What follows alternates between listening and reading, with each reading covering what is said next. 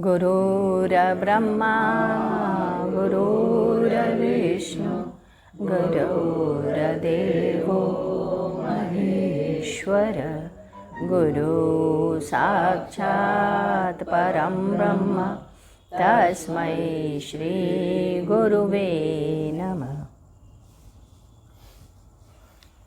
आइए आगे की तरफ पढ़ते हैं। गुरुदेव ने पुनः कहा, आप जो निर्माण करते हैं उससे आपका मोह हो जाता है। आपको जो दिया जाता है उसे आप अपना मान लेते हैं और उससे आपको मोह पैदा हो जाता है। धर्म व शास्त्र कहता है कि जो भी आपका है उसे आप कहें कि वह ईश्वर का है, चाहे संतान ही क्यों न हो। आपको कर्तव्य का निर्वाह करना है, ऐसा चिंतन करें। आप बच्चे से बार बार पूछताछ करते हैं, खाना खाया? खाने के लिए, जाने के लिए, हर कार्यों के लिए आप बच्चे से पूछते हैं, तो यह आपका मोह है और यही आपका अज्ञान है। यही आपकी मंदबुद्धि है। आप भी इसके कारण बंधन में बंधे रहोगे और किसी जन्म में मुक्त नहीं होगे। अनान्य योनियों में यूं ही भ्रमण करते रहोगे। आपको कोई शक्ति नहीं मिलने वाली। आप संतान नहीं पैदा कर सकते, पर परमात्मा के इशारे से होता है। तुम्हारे किए हुए कर्मों के कारण ही ईश्वर तुम्हें उत्थान या पतन की ओर ले जाता है। राजा जनक ने कहा कि यह राजमहल जो हमें प्राप्त है, मैं इसका उपयोग करता हूँ, उपभोग नहीं। किसी चीज़ का भोग करके वापस कर देना उपयोग है। जब उस वस्तु को अपना मानकर भोग करते हैं तो वह उपभोग हो जाता है। एक राजा था, उसने कुम्हार से कहलवाया, आज तुमने कितनी हांडी बनाई है, वो सब के सब भिजवा देना। उसने उस दिन सभी हांडी भिजवा दी। राजा ने कुम्हार को बुलवाया और पूछा, यह हांडी किसने बनाई? कुम्हार ने कहा, मैंने बनाई है। राजा ने पूछा, क्यों बेच रहे हो? उसने कहा, धनार्जन के लिए।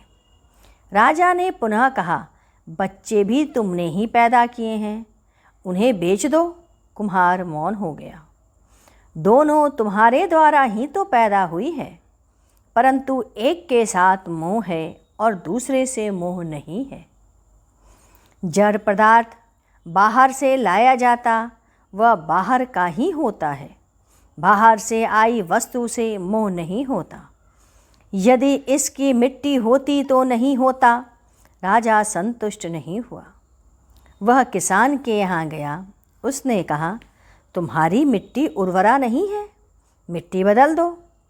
किसान ने कहा, राजन, यह जड़ है, इसके क्रय विक्रय का लाभ हानि देखी जाती है। राजा अन्य किसानों के पास गया। यही बात आई। जड़ पदार्थ बदले जा सकते हैं क्योंकि उसमें लाभ और हानि निहित होती है। जीवित नहीं बदला जा सकता।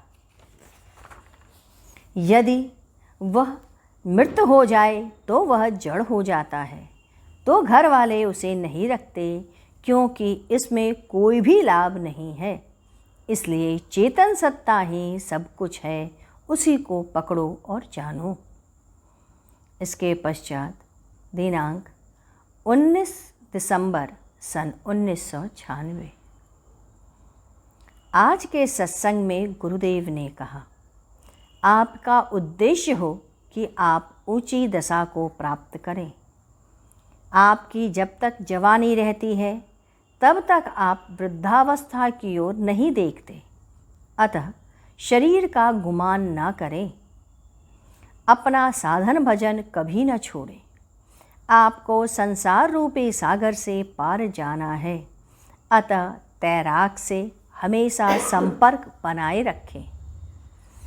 आप जब यहाँ रहें तो बराबर एक ही चिंतन करें, हमें यहाँ क्या करना, कैसे सोएं, क्या बातें करें, कैसी व्यवस्था रखें, पूरा छिद्रान्वेषण करते रहें ताकि दूसरा कोई भी विचार न आने पाए। जब यही विचार टिकने लगे तो समझे ध्यान लग गया।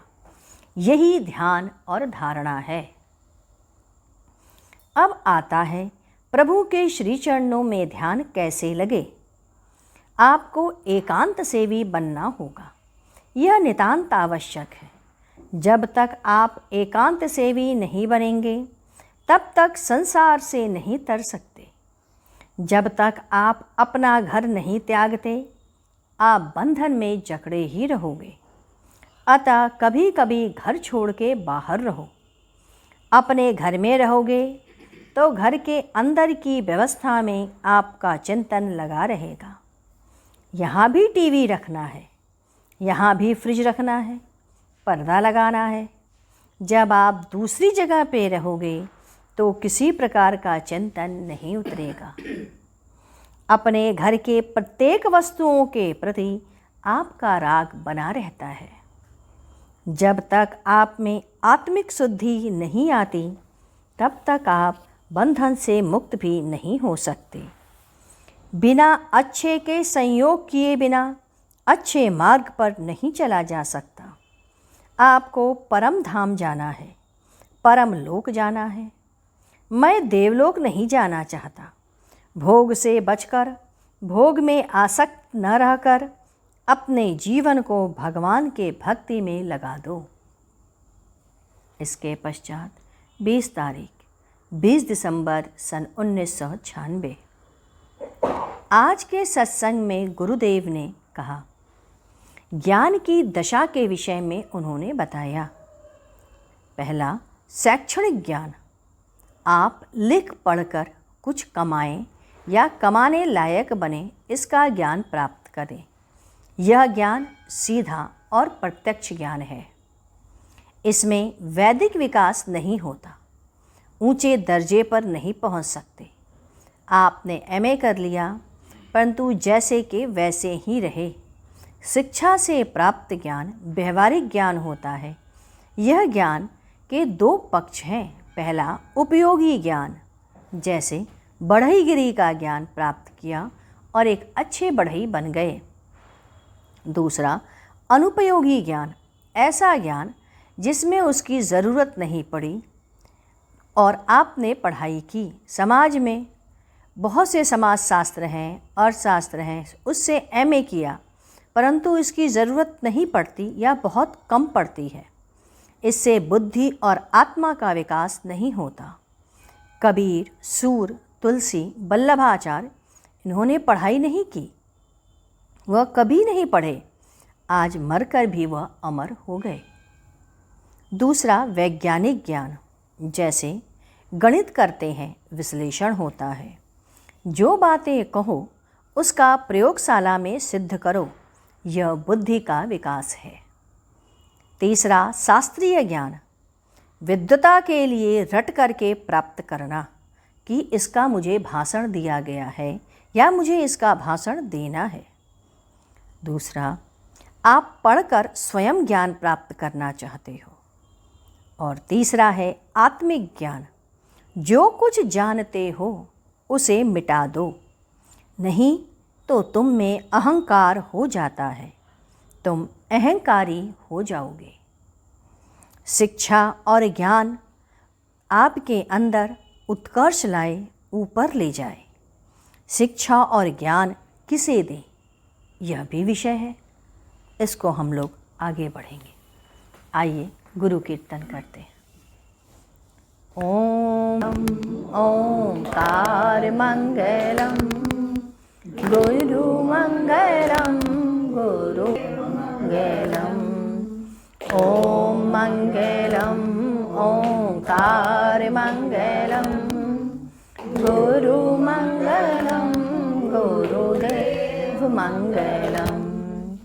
ओम मंगलम ओंकार मंगलम गुरु मंगलम गुरुदेव मंगलम।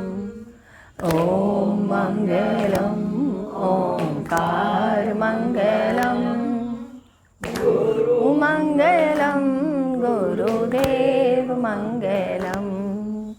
ओम मंगलम ओंकार मंगलम, गुरु मंगलम गुरुदेव मंगलम। ओम मंगलम ओंकार मंगलम, गुरु मंगलम गुरुदेव मंगलम। बोलिए सद्गुरुदेव महाराज की जय।